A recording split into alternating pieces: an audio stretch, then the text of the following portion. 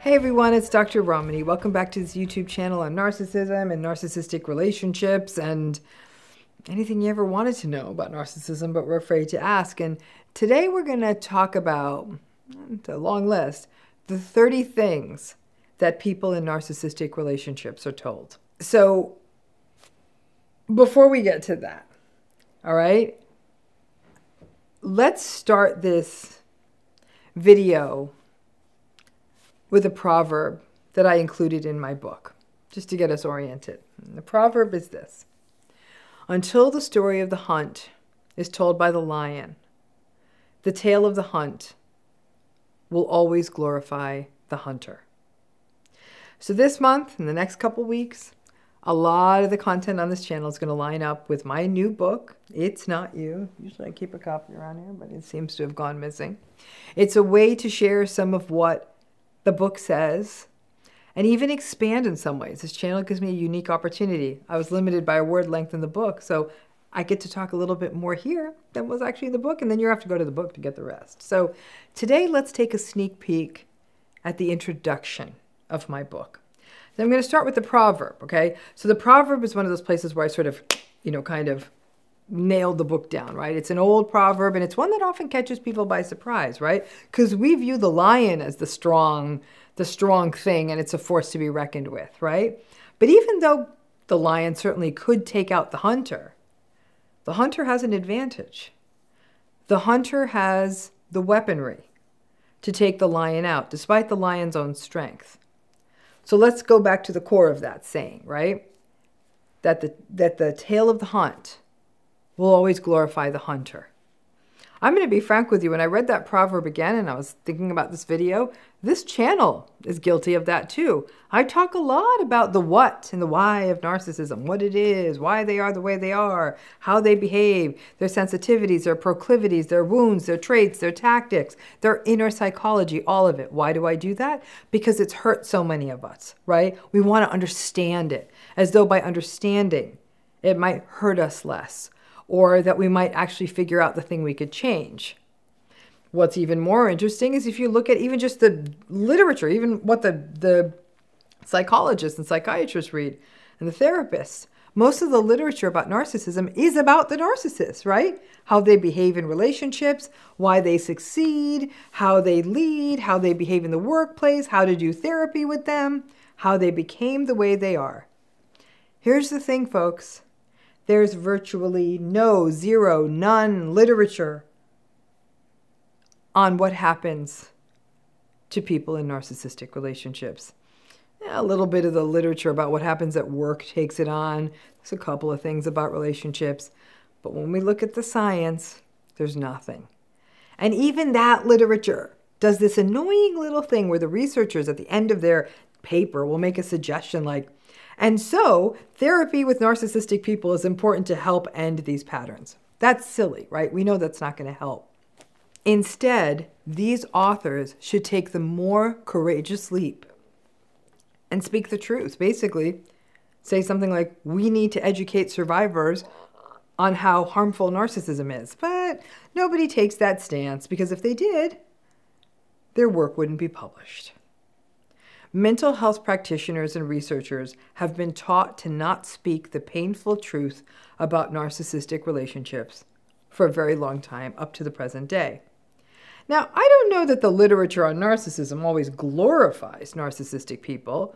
It generally describes it kind of objectively. It talks about the patterns and it talks about their personalities. But if you read this literature, you learn about this group of people who have a personality who, despite their insecurities, despite their shame, to the world they seem really sure of themselves. They make more money than other people. They have better dating profiles. They have more sex, higher social status. They're often in leadership positions. There can be a bit of a chicken-egg situation there, but by and large, for almost all of them, the narcissism was a jumping-off point to their success. Some of the authors in this literature I talk about connect trauma to narcissism. And it's true, there is some relationship there. But none of this ever talks about how narcissism affects other people. But even those of us who have experienced narcissistic relationships and narcissistic abuse, we've gone through something that has been completely unacknowledged by the world of mental health. So let's review the 30 things that people in narcissistic relationships are often told. Number 1, you're too sensitive. Number 2, you have no right to diagnose someone else. Number 3, you're a bad person for being critical of someone who has NPD. That's an illness, you know. Number 4, you have unrealistic expectations. Number 5, everyone has something going on. You can't expect them to be perfect. Number 6, they had a tough backstory too. Number 7, come on, there are good things in the relationship. Focus on those instead. Number 8, they're just yelling. It's not abuse. Let it go. Number 9, they're just speaking their mind and keeping it real. Number 10, stop taking them so seriously. They don't mean it. Number 11, you aren't perfect either. Number 12, maybe you should ask yourself why you stay in this relationship. Maybe you're responsible too. Number 13, maybe you should take a hard look at yourself and ask yourself what you're doing as well. Number 14, maybe they're just responding to how you are behaving and your demands. Number 15, you have a nice house, a nice life.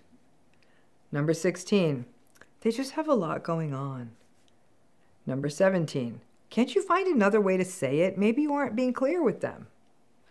Number 18, express gratitude to them more often and tell them all the good things they do so they feel appreciated.